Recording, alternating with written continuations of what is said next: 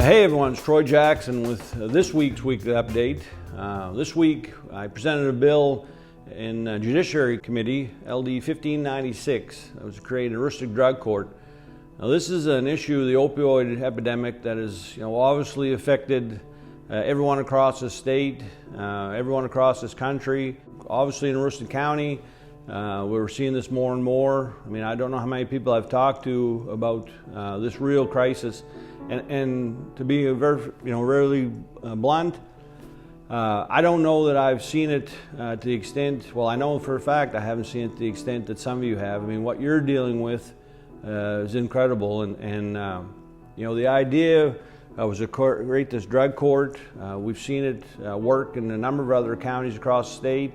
Provides, intense counseling, real opportunity to help people get off this.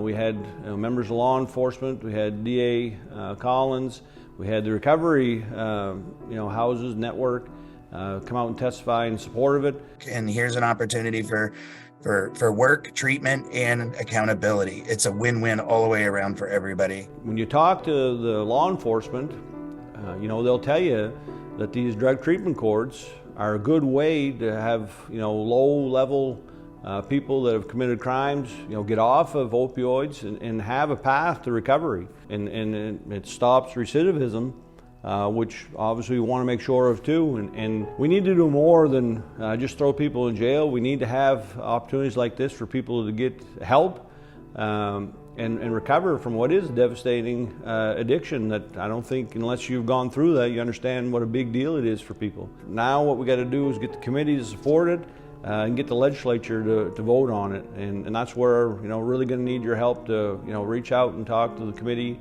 about what's going on, what you're seeing in your lives, and the real problems that are happening because of this devastating drug. Thank you, Troy Jackson, to really listen to us and as members of the recovery community. So as you know, and we certainly talked about through these updates, one of the things Senate Democrats are very focused on is child care. So yesterday I joined Maine Children's Alliance for a press conference where they unveiled their Kids Count book for 2023. And this book is really great. It's got all kinds of data in there about what's going on. One of the striking data points that are in this book is that since 2013 we've lost 39% of the family child care centers in Maine. That's the in-home places that everyone knows in your community. And that's not even to talk about the ones that are on the edge right now. This data point underscores our need for urgent action in this legislature. And it's why I put together legislation with the Maine Children's Alliance and all the members of the Right from the Start Coalition to improve access to child care across the state. I mean, we keep hearing stories from constituents across the state, and when you come here and you talk about it, some people may believe you, others may not because it doesn't fit their narrative. But when you have data like this that's been put in a book, it's pretty hard to say that it isn't accurate. I'm really glad that they produced this, but we gotta follow through. I mean, the data's there. We have to do more for child care this session. We can't wait any longer. We have to unleash that for people. We have to unleash that for business owners so they can get workers, so that people have quality places to send their children, and those providers can get quality people to work in them. So I was really excited yesterday. It was a good press conference, and again, you're going to hear more about this, but this is a top priority for us. And so finally this week I wanted to highlight some of the work that Senate Democrats are doing. Senator Joe Rafferty introduced a bill about student homelessness that he knew firsthand from teaching for a long time, a career in that. And here's Senator Joe Rafferty with a really meaningful bill that he put forward. Hi, I'm Joe Rafferty. I represent Senate District 34. Sadly, we have a lot of students statewide that are homeless.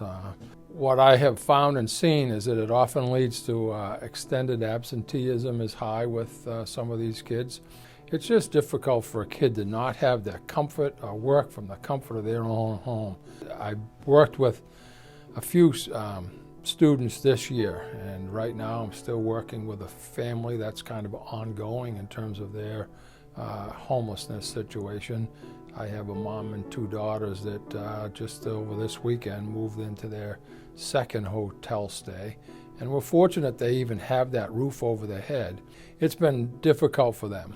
The mom went on to explain that she had recently been hospitalized 9 days with a rare form of cancer.